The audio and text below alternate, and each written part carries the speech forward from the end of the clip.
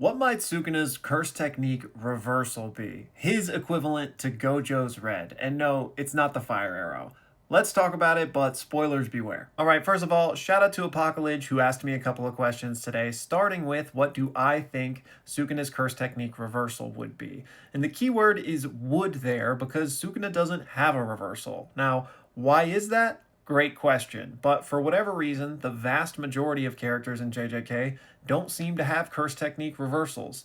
It could be because a lot of techniques don't lend themselves to a natural opposite the same way Gojo's, red and blue do. Or it could just be on a meta level that this is an idea that Gege Akutami moved away from.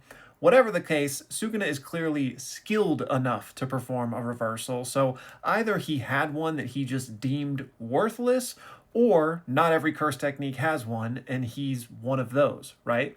But again, in a what if scenario here, what do I think it might be? Well, I think something cool would be to operate on the idea of cleave and dismantle, which means we kind of need to ignore the fire arrow because that's technically part of his technique. So a theoretical reversal might need to work that in as well, but I'm not going to. So just like Apocalypse suggested, and like a lot of people have suggested, honestly, I think it would be really cool if Sukuna's reversal was fusing, or the bringing together of things, the natural opposite to cleave and dismantle, or the splitting of things, right? And I think this would be cool for a couple of reasons, but primarily, thematically, I think it would fit perfectly.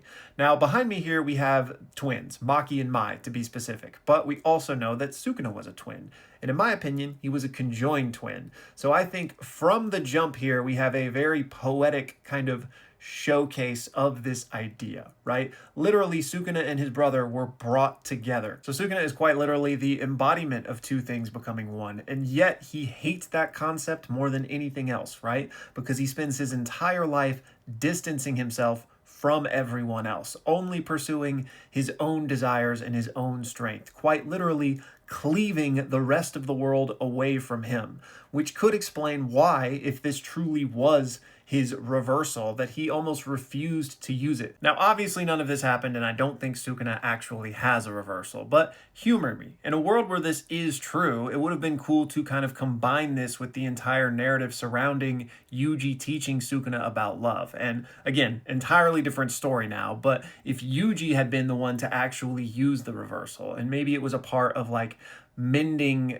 Sukuna's soul back to his own, kind of completing the twin as they should be, even though I know Yuji technically isn't a twin, it was his grandpa, but still, bear with me here. That would have been a cool way to kind of layer in this final message of like showing Sukuna that, you know what, love isn't weakness, like needing other people and connecting with other people is actually like the true strength. So I think that would have been cool, but y'all let me know your ideas for his reversal. But then Apocalypse asked me another question, which was, do you think Sukuna's plot armor genius, given enough time and studying infinity, could learn to sever the soul or sever consciousness from the body? And I'm a little bit confused on what you mean by studying infinity, because I don't know the connection between infinity and the soul and consciousness necessarily. But if infinity doesn't refer to Gojo's curse technique and is instead just referring to like studying forever, then theoretically that would be cool. Like if he got so precise with the way he could cleave or dismantle things that he could perhaps cleave away the soul, then I think there's precedent for that because Yuji cleaves the soul between Sukuna and Megami, right? So it's really just like one degree of abstraction further than that to be able to like cleave the soul away from the body entirely. And that could, kind of following on these themes we've been talking about, represent like the final step in Sukuna's theoretical evolution of like fully leaving the entirety of his humanity behind. Like if he could just sever the thing that literally makes him human, that would be cool. And then Apocalypse's final question brings in Hisoka from Hunter x Hunter. He says, if Hisoka was in JJK reimagined as a sorcerer, how far do I think he would get in the culling games? And I think Hisoka would be straight devious with it. It's kind of hard to compare like the general power level of Hunter x Hunter to JJK, so if we imagine that we're not necessarily just plopping Hisoka from Hunter x Hunter exactly how he exists there, but just pretending he always existed in JJK, then I think he would be basically like a Kashimo, like insanely strong, absolutely racking up tons of points, just looking for an incredibly strong opponent that excites him. Like, he and Kashimo actually share a lot in common in that way.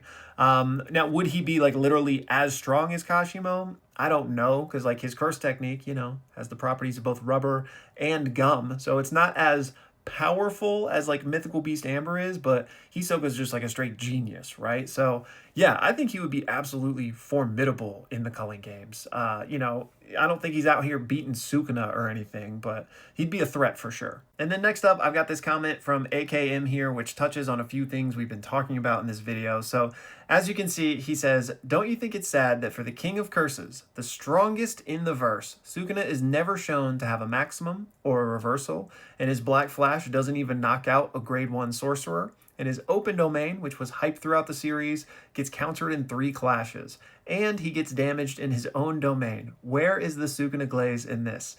And clearly this is not an Agenda Kaizen post, but you know what? I'll entertain it.